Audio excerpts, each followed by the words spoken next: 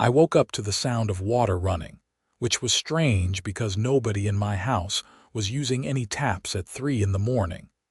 My name is Adam Kellerman, and I had just moved to a quiet subdivision outside of Austin, Texas, 6 months ago.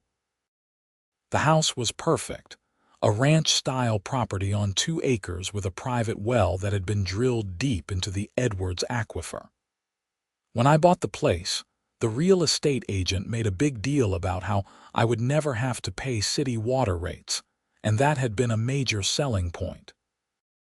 Little did I know that my well water would become the center of the biggest nightmare I had ever experienced with a homeowners association. I rolled out of bed and walked through my house, checking every faucet, every toilet, every appliance. Nothing was running. Yet when I stepped outside onto my back porch, I could definitely hear water flowing somewhere nearby. The sound was coming from the direction of my well house, a small concrete structure at the edge of my property that housed the pump and pressure tank. Grabbing a flashlight from my garage, I made my way across the dewy grass toward the well house. The closer I got, the louder the sound became. When I opened the door, everything looked normal at first. The pump was running, which made sense if someone was using water, but I was not using water. Nobody should be using my water at 3 in the morning. I followed the main water line from my well house toward my home, but then I noticed something odd. There was a secondary pipe I had never seen before, branching off from my main line and heading in a completely different direction. The PVC piping looked relatively new, maybe a few months old, and it ran along the ground before disappearing under my fence line toward the neighboring properties. My blood started to boil. Someone had tapped into my well without my knowledge or permission.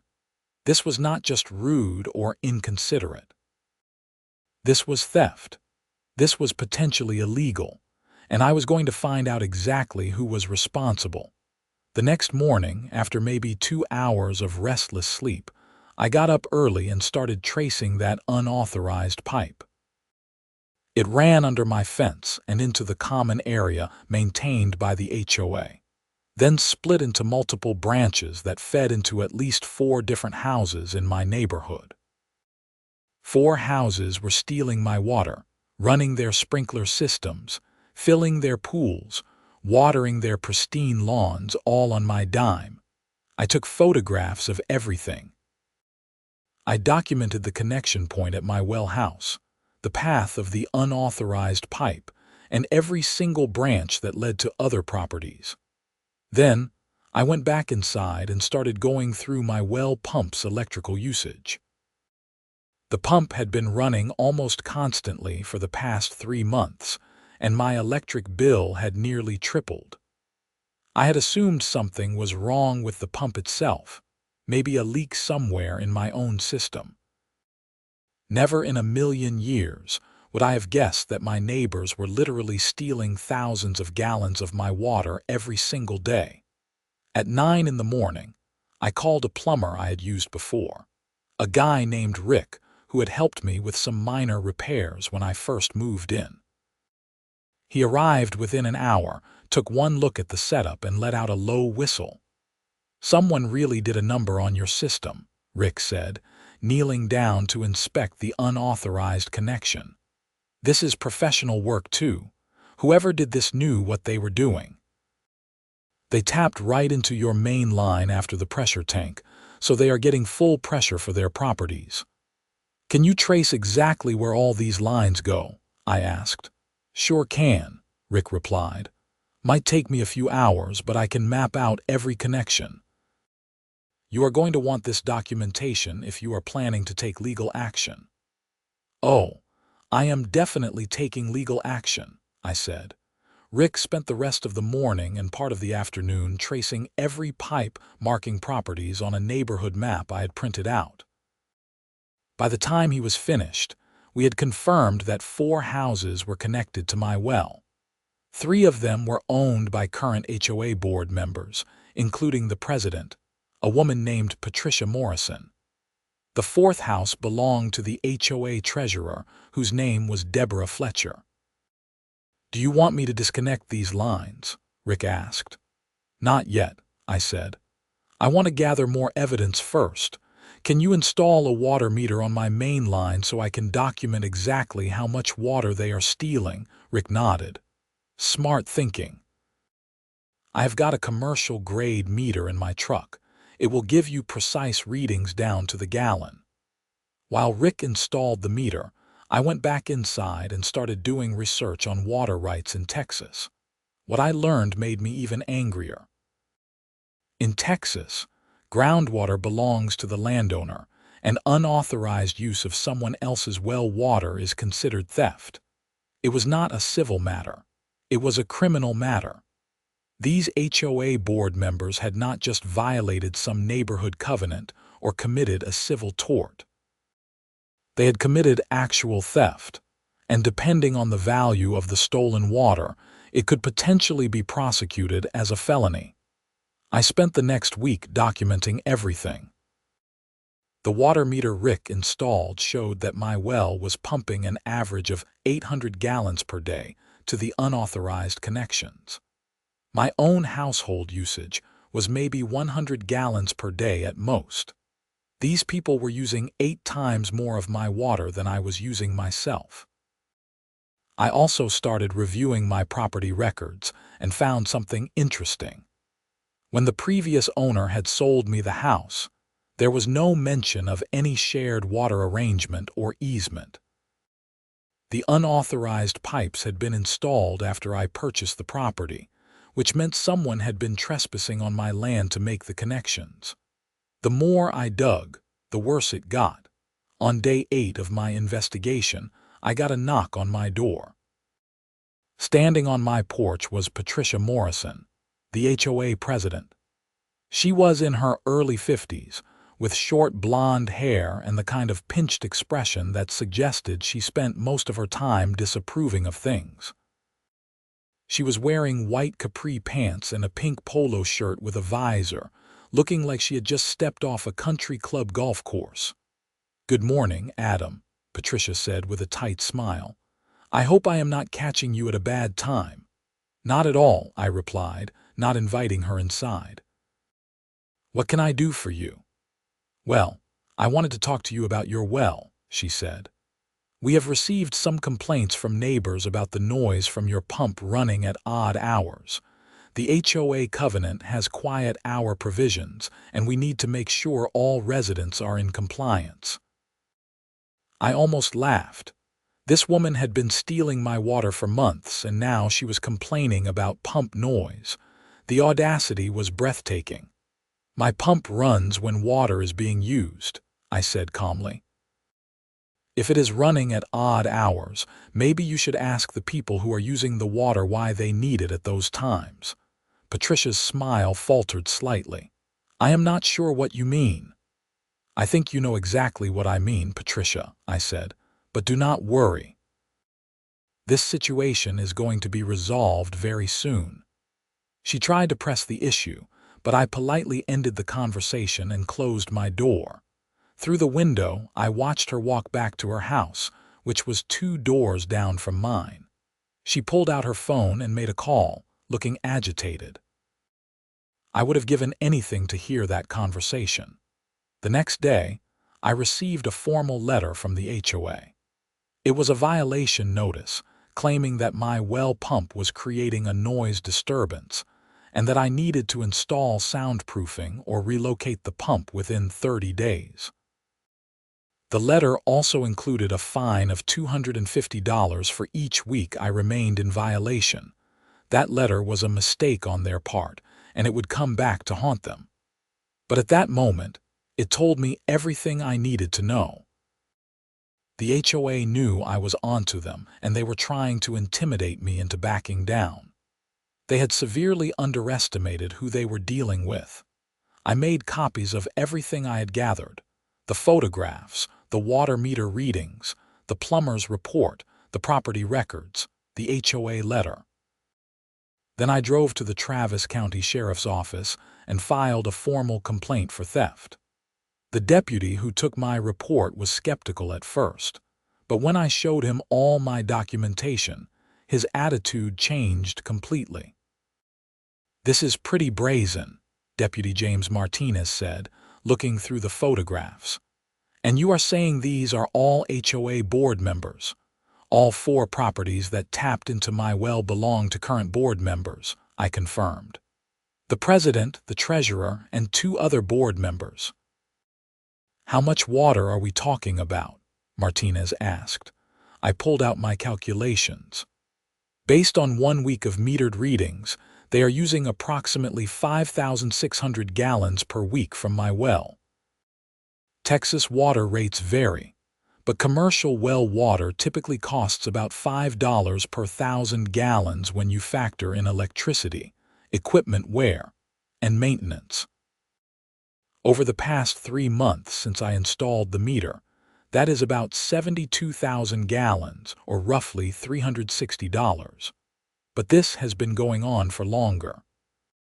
Based on my electric bills, I estimate this has been happening for at least 6 months before I caught them, possibly longer. Martinez did the math in his head. So we are potentially talking about over $1,000 in stolen water, at minimum, I said.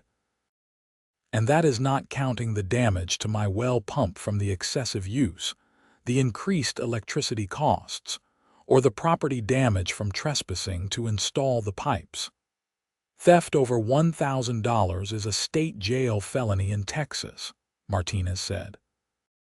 I am going to pass this along to our investigative unit. We will need to get some statements and probably bring in someone to verify your meter readings, but based on what you have shown me, you have got a solid case. I left the sheriff's office feeling vindicated. This was no longer just a neighborly dispute or an HOA matter.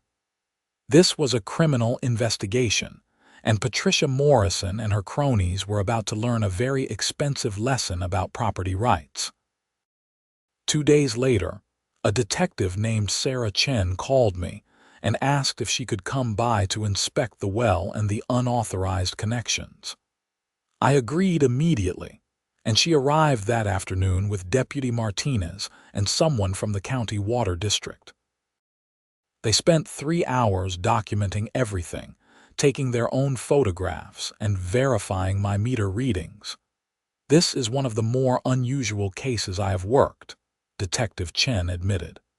We see water theft occasionally, usually people tapping into irrigation systems or fire hydrants. But I have never seen anything quite this organized. The fact that it is HOA board members makes it even more interesting. What happens next? I asked. We will send letters to all 4 property owners notifying them that they are under investigation, Chen explained. We will give them a chance to provide their side of the story. Then we will present everything to the district attorney's office and let them decide whether to file charges. How long will that take? I asked. Could be a few weeks, could be a few months, Chen said. These things move at their own pace. In the meantime, you have every right to disconnect those unauthorized lines. They are on your property, and you are under no obligation to provide water to anyone. That evening, I called Rick the plumber and asked him to come back out. The next morning, he disconnected all 4 unauthorized lines and capped them off. I also had him install a locked cage around my well house with security cameras pointing in every direction. If anyone tried to reconnect to my well, I would have video evidence. The neighborhood reaction was immediate and intense. By noon, my phone was ringing with calls from blocked numbers. I did not answer any of them. By evening, I had 3 more letters from the HOA in my mailbox. The first was another violation notice, this time claiming my new security cage was not approved and violated the architectural guidelines. The second was a fine for $500. The third was a notice that the HOA was placing a lien on my property for unpaid fines. I called my attorney, a real estate lawyer named Marcus Green, who had handled my house closing. I explained the entire situation and forwarded him all the HOA correspondence. "They are panicking," Marcus said after reviewing everything. "These letters are legally meaningless. They cannot fine you for protecting your property, and any lien they file will be voided once the criminal case is resolved. Do not pay them anything. Do not respond to their letters. Let them keep digging their own grave." "What about the architectural violation?" I asked. "Can they force me to remove the security cage?" "Absolutely not," Marcus said. "You have a legal right to protect your property, especially when there is an ongoing criminal investigation involving theft of that property. If they try to push the issue, we will countersue for harassment and abuse of process. Trust me, they do not want to go down that road." The following week, I saw Patricia Morrison and Deborah Fletcher having an animated conversation in Patricia's driveway. Both women kept glancing toward my house, and it was clear they were discussing me. I waved cheerfully from my front porch, and both of them quickly went inside. The neighborhood Facebook group, which I had joined when I first moved in but rarely checked, had exploded with activity. Someone had posted about water issues in the neighborhood, and the comments were a mix of confusion and speculation. Nobody seemed to know the full story yet, but rumors were spreading. I stayed out of it, following Marcus's advice to keep quiet and let the legal process play out. 3 weeks after I filed my complaint, Detective Chen called me with an update. "We have completed our investigation," she said. "The district attorney has agreed to file charges. All 4 property owners will be charged with theft of property valued between $1,000 and $20,000, which is a state jail felony. They are also being charged with criminal trespass and criminal mischief for the unauthorized installation of the pipes." "When will they be arrested?" I asked. "Arrest warrants will be issued tomorrow morning," Chen said. "Given that these are all first-time offenders and the charges are non-violent, they will likely be able to post bail immediately, but they will have to appear in court and face the charges." "What kind of penalties are we talking about?" I asked. "State jail felonies in Texas carry a sentence of 180 days to 2 years in state jail, plus a fine of up to $10,000, Chen explained. "However, for first-time offenders in a case like this, they are more likely to get deferred adjudication, probation, restitution, and community service. The real punishment will be the criminal record and the financial cost of defending themselves." The next morning, I watched from my living room window as sheriff's deputies arrived at Patricia Morrison's house. She answered the door in a bathrobe, and even from a distance, I could see the shock and horror on her face when the deputy handed her the arrest warrant. The same scene played out at the other 3 houses over the next hour. All 4 HOA board members were arrested, processed, and released on bail by early afternoon. The neighborhood Facebook group went absolutely insane. Within hours, someone had posted about the arrests, and suddenly everyone wanted to know what had happened. The truth came out quickly, and the reaction was overwhelmingly in my favor. Dozens of neighbors commented that they had no idea the board members had been stealing water, and many expressed outrage that the HOA leadership had been engaged in criminal activity. That evening, I got a knock on my door from a neighbor I had met briefly when I first moved in. His name was Tom Schneider, and he lived 3 houses down on the opposite side of the street. "Adam, I just wanted to apologize," Tom said. "I had no idea what Patricia and the others were doing. Most of us had no idea. I am on the Architectural Review Committee, and I can tell you right now that we are going to have an emergency meeting to discuss removing the current board." "I appreciate that," I said. "I am not angry at the neighborhood or the HOA as a whole. I am angry at the people who thought they could steal from me and get away with it. We all are, Tom said. This makes the entire neighborhood look bad. We have already had 3 families call saying they are considering moving because they do not want to be associated with this kind of thing. Patricia and her friends need to go, and we need to make this right. Over the next few days, I learned more about what had actually happened. Apparently, about a year ago, before I bought my house, there had been a drought that stressed the municipal water system.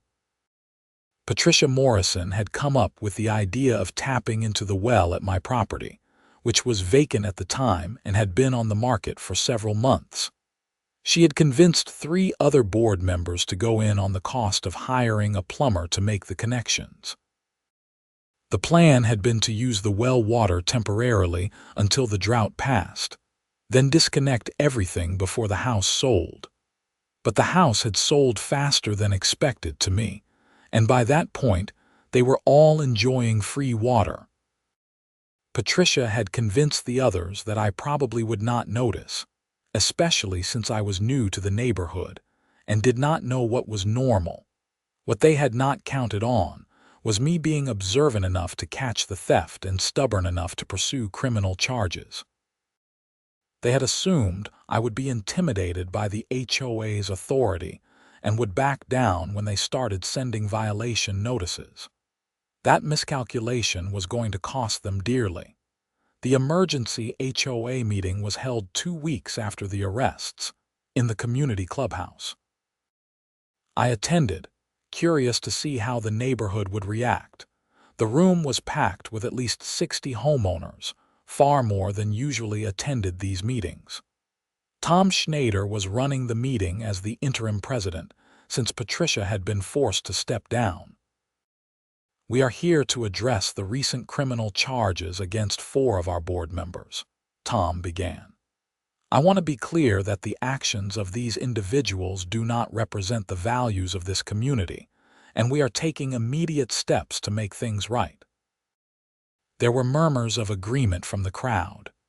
Tom continued, "First, we are removing all 4 individuals from their positions on the board, effective immediately. Second, we are terminating all outstanding violations and fines that were issued to Adam Kellerman, recognizing that these were retaliatory actions taken by the previous board. Third, we are conducting a full audit of HOA finances to ensure there were no other improprieties."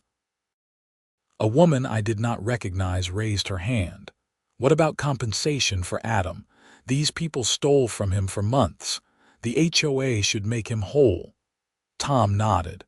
"We have discussed that, and we are prepared to offer a formal settlement. However, I would like to invite Adam to speak if he is willing." All eyes turned to me. I stood up, feeling slightly awkward but determined to say my piece. "I appreciate the neighborhood's support," I began. "When I moved here 6 months ago, I thought I was joining a nice, quiet community. Instead, I found myself the victim of theft by the very people who were supposed to be leading this HOA. I have spent countless hours documenting the theft, dealing with law enforcement, and defending myself against retaliatory violations. The financial cost has been significant, but the stress and frustration have been even worse." I paused, looking around the room. "That said, I recognize that most of you had nothing to do with this. You are victims too, in a way, because your neighborhood's reputation has been damaged by the actions of a few bad actors. I am willing to accept a fair settlement from the HOA to cover my costs and damages. And then, I would like to move forward and be a positive member of this community." The room erupted in applause. After the meeting, Tom approached me with a proposal. The HOA would pay me $8,000 to cover my estimated damages, legal fees, and the cost of the security improvements I had made to my well house. In exchange, I would agree not to sue the HOA itself for the actions of the board members. "The $8,000 will come from the reserve fund," Tom explained. We have enough to cover it without affecting regular operations, and frankly, it is a bargain compared to what a lawsuit would cost us." I agreed to the settlement. The HOA was not responsible for the criminal actions of its board members, and I had no interest in punishing innocent neighbors for something they did not do.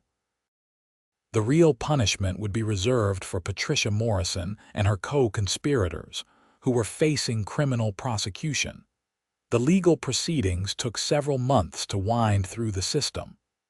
All 4 defendants hired attorneys and initially tried to fight the charges. Patricia Morrison's lawyer argued that there had been a misunderstanding and that his client had believed the well water was part of a shared community resource. That argument fell apart quickly when the prosecution presented evidence of the secret installation, the lack of any easement or agreement, and the retaliatory HOA violations. Deborah Fletcher's attorney tried a different approach, claiming that his client had simply gone along with Patricia's plan and had not been a primary actor. That argument had more merit, and ultimately, Deborah was offered a slightly better plea deal than the others. In the end, all 4 defendants accepted plea agreements rather than going to trial. Patricia Morrison, as the ringleader, received the harshest punishment: 2 years of deferred adjudication, 300 hours of community service, a $5,000 fine, and an order to pay restitution to me in the amount of $4,000. The other 3 defendants received similar but slightly less severe sentences. The restitution was in addition to the settlement I had received from the HOA, and it was specifically calculated to cover the actual value of the stolen water, the increased electricity costs, and the accelerated wear on my well pump. Patricia also had to pay for the removal of all the unauthorized pipes from my property and the restoration of my land where the pipes had been installed. The criminal records were perhaps the most significant consequence. All 4 defendants now had state jail felony convictions on their records, which would follow them for the rest of their lives. Patricia Morrison, who had been a real estate agent, lost her license. Deborah Fletcher, who worked in banking, was fired from her job. The other 2 defendants faced various professional and personal consequences as well. Within 6 months of the arrests, all 4 of them had moved out of the neighborhood. Patricia's house went into foreclosure after she fell behind on payments, likely due to her legal bills and loss of income. Deborah sold her house quickly, taking a loss to get out fast. The other 2 defendants also sold and left, unable or unwilling to face the judgment of their neighbors. The new HOA board, led by Tom Schneider, worked hard to repair the neighborhood's reputation. They implemented new financial controls and oversight procedures to prevent future abuse of power. They also created a welcome committee to help new residents feel connected to the community, something that might have prevented the whole situation if it had existed when I moved in. As for me, I finally got to enjoy the house and property I had purchased. My well water was once again exclusively mine, and my electric bills returned to normal levels. The security cameras I had installed proved useful for general peace of mind, even though there were no further theft attempts. I also got involved in the HOA, serving on the Architectural Review Committee and helping to draft new policies that protected homeowner rights while still maintaining reasonable community standards. It was important to me that no future resident would face the kind of abuse I had experienced. About a year after the whole ordeal began, I was working in my yard when a car pulled up in front of Patricia Morrison's old house, which had been purchased at auction by a young couple. The wife got out and walked over to introduce herself. "Hi, I am Rachel," she said. "We just closed on the house yesterday. I heard you had some issues with the previous owner." I gave her a brief, diplomatic version of the story, leaving out the most salacious details. Rachel listened with wide eyes. "Wow," she said when I finished. "That is crazy." "Well, I just wanted to introduce myself and let you know that we are normal people who definitely will not be stealing your water or anything else." I laughed. "I appreciate that. Welcome to the neighborhood. Despite everything that happened, it really is a nice place to live now." And it was true. The neighborhood had gone through a difficult period, but it had emerged stronger and more united. The bad actors had been removed and punished, and the community had learned valuable lessons about oversight and accountability. Looking back on the whole experience, I was glad I had stood my ground and pursued justice, rather than letting myself be intimidated. It would have been easier to ignore the problem or to back down when the HOA started retaliating, but that would have meant letting criminals get away with theft. Instead, I had documentation of everything. I followed proper legal channels, and I let the system work the way it was supposed to work. The water meter Rick had installed on my well was still in place, now showing that my daily usage was exactly what it should be for a single-person household, about 100 gallons per day. No more mysterious middle-of-the-night pump sessions. No more inexplicable electric bills. Just normal, legitimate water usage from my own private well on my own private property. I kept all the documentation from the case in a file in my office. The photographs, the meter readings, the police reports, the court records, everything. It served as a reminder of what I had been through and what I had accomplished. It also served as evidence in case anyone ever questioned whether the whole thing had really happened. Sometimes even I had trouble believing that 4 HOA board members had actually committed felony theft, gotten arrested, and been prosecuted. But the documents did not lie. The settlement money from the HOA, combined with the restitution payments from the defendants, had more than covered my costs. I used some of the money to upgrade my well system with a more efficient pump and a larger pressure tank. I also invested in a comprehensive water filtration system, since I figured if I was going to be drinking well water for the foreseeable future, I might as well have the best quality possible. The neighborhood reputation recovered surprisingly quickly. The story did make the local news when the arrests happened, but the coverage focused more on the criminal charges than on the neighborhood itself. Within a few months, home values were back to normal, and the 3 houses that had been vacated by the convicted board members had all sold for market rate or better. Tom Schneider proved to be an excellent HOA president.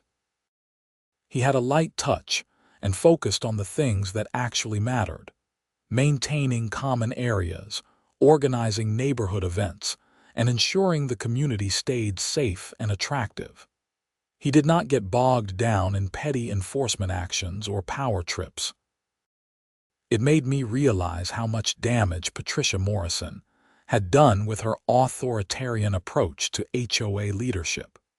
One interesting side effect of the whole situation was that I became something of a minor celebrity in online HOA horror story communities. Someone had posted about my case on Reddit, and it had gotten thousands of upvotes and comments. People were fascinated by the brazenness of the theft and the justice of the outcome. I never participated in those online discussions, preferring to keep my actual identity private, but it was strange to see my story being discussed by strangers on the internet. The criminal case also set an interesting legal precedent in Texas. The district attorney's office told me that my case was the first successful felony prosecution for well water theft they were aware of in Travis County history. It sent a message that property rights would be taken seriously, and that even HOA board members were not above the law. Several other counties in Texas, subsequently used my case as a reference when dealing with similar situations. Detective Chen stayed in touch with me for a few months after the case was resolved. She told me that the investigation had been one of the most straightforward she had ever worked, thanks to the documentation I had gathered before even filing the complaint. She encouraged me to share my experience with others as an example of how to properly document and report property crimes. Most people in your situation would have confronted the neighbors immediately and probably gotten into a huge fight, Chen said. Instead, you quietly gathered evidence, documented everything, and came to us with a complete case. That made our job easy and made it impossible for the defendants to wiggle out of consequences. Her words made me appreciate my own approach even more. My instinct had been to confront Patricia Morrison the moment I discovered the unauthorized pipes, but something had told me to be patient and methodical instead. That patience had paid off tremendously. As the months passed and life returned to normal, I found myself reflecting on the bigger lessons from the experience. The most important lesson was about power and accountability. Patricia Morrison had wielded the power of the HOA presidency like a weapon, using it to intimidate and retaliate against someone who had caught her breaking the law. She had assumed that her position of authority would protect her from consequences. But authority without accountability is just tyranny on a small scale, and even small-scale tyrants can be held responsible for their actions. The legal system had worked exactly as it should. I had reported a crime, law enforcement had investigated, prosecutors had filed charges, and the guilty parties had been convicted and punished. It was a reminder that the rule of law applies to everyone, regardless of their position in a homeowners association or any other organization. Another lesson was about the importance of community. While 4 bad actors had committed crimes, dozens of other neighbors had been supportive and helpful once they learned the truth. Tom Schneider and others had worked hard to make things right and restore integrity to the HOA. That collective effort had made all the difference in helping the neighborhood heal and move forward. I also learned that standing up for yourself is worth the effort, even when it is difficult and stressful. There were many moments during the investigation and prosecution when I questioned whether I was doing the right thing. Filing criminal charges against neighbors seemed extreme, and I worried about becoming known as the guy who had sent HOA board members to jail. But ultimately, I had not sent anyone to jail. They had sent themselves to jail through their own criminal actions. I had simply refused to be a victim and had insisted on justice. The financial aspect of the case was also instructive. The actual value of the stolen water was not enormous in absolute terms, maybe $2,000 over the course of a year, but the principle mattered enormously. These people had felt entitled to take what was not theirs, simply because they thought they could get away with it. They had calculated that I would not notice or would not care enough to do anything about it. That calculation had been wrong, and the consequences had been severe. I sometimes wondered what would have happened if I had handled things differently.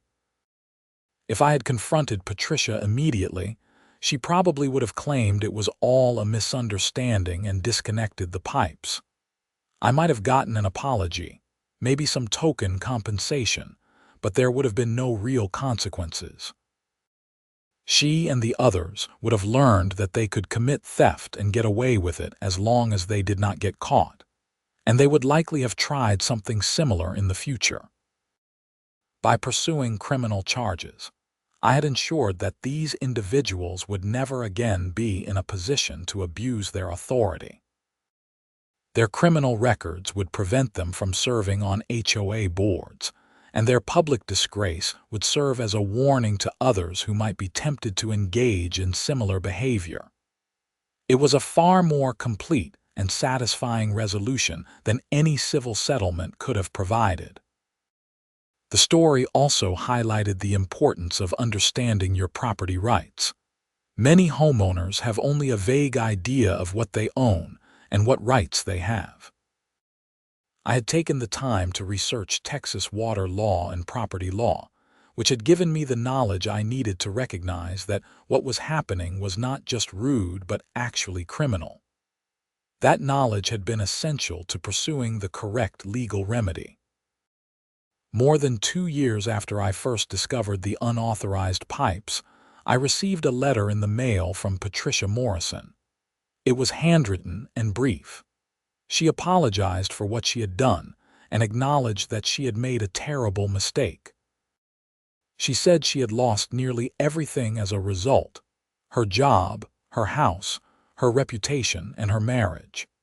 She did not ask for forgiveness, but she wanted me to know that she understood why I had done what I did, and that she did not blame me for the consequences she had faced. I read the letter several times, trying to decide how I felt about it. Part of me felt vindicated that she finally understood the gravity of what she had done. Part of me felt a twinge of sympathy for how far she had fallen.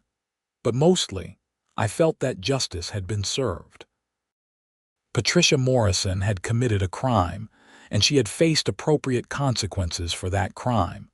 The fact that those consequences had been severe was not my fault. It was hers. I never responded to the letter. There was nothing more to say. The case was closed both legally and personally. Patricia had sent her apology. I had received it, and now we could both move on with our lives. I hoped she would learn from the experience and become a better person, but whether she did or not was no longer my concern. My life in the neighborhood continued to improve as time went on.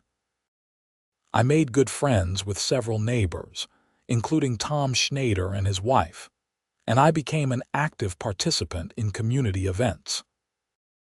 The HOA functioned smoothly under competent leadership, handling routine matters professionally, and avoiding the petty power struggles that had characterized Patricia Morrison's tenure. I also became something of an unofficial advisor to other homeowners dealing with HOA disputes. Word had spread about my case, and occasionally someone would reach out asking for advice on how to handle a difficult situation with their own HOA. I always told them the same thing: document everything, know your rights, do not be intimidated, and pursue proper legal channels if necessary. Sometimes the best defense against bad actors is simply refusing to be a victim.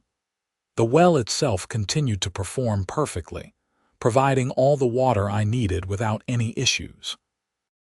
I had it tested annually to ensure the water quality remained high, and I maintained the pump and filtration system according to the manufacturer's recommendations. It was a valuable asset, and I was determined to take care of it properly now that it was exclusively serving my property as originally intended. Looking at my property now, with its well-maintained lawn, blooming flower beds, and secure well house, it was hard to believe the drama that had unfolded there. The unauthorized pipes had been removed, the land had been restored, and there was no physical evidence of the theft that had occurred. But the memory remained, and the lessons I had learned would stay with me forever. One afternoon, about 3 years after the whole ordeal had begun, I was sitting on my back porch enjoying a glass of iced tea made with my well water when I saw a couple walking their dog past my house. They were new to the neighborhood, having moved in just a few weeks earlier. They waved and I waved back. "Nice place," the husband called out. "We just moved into the tan house on Maple Street." "Welcome to the neighborhood," I replied. "Let me know if you need any recommendations for local services or anything like that." "Will do," he said. "Hey, someone mentioned you had some kind of issue with the HOA a while back. They said you really stood up for yourself." I smiled. "That is a long story. But yes, I had an issue and I dealt with it. Everything is fine now. This is a great neighborhood with good people running the HOA. The couple continued on their walk, and I went back to my iced tea. That brief exchange reminded me that my story had become part of the neighborhood lore, a cautionary tale about what happens when HOA board members abuse their power. I was okay with that. If my experience prevented future abuse or encouraged other homeowners to stand up for themselves, then something good had come from a bad situation. The sun was setting over the Texas hill country, painting the sky in brilliant shades of orange and pink. I could hear my well pump kick on inside the well house, responding to my use of water inside the house. But now it was just my water from my well, serving my property. It was a simple thing, really, but it represented something important: the right to enjoy your own property without theft or interference. I finished my iced tea and went inside, feeling grateful for the outcome of what had been one of the most challenging experiences of my life. I had faced criminals who tried to steal from me and an HOA that tried to intimidate me, and I had emerged victorious on all fronts. Justice had been served, and I had learned valuable lessons about standing up for what is right, even when it is difficult. The case of the stolen well water was finally, completely and permanently closed.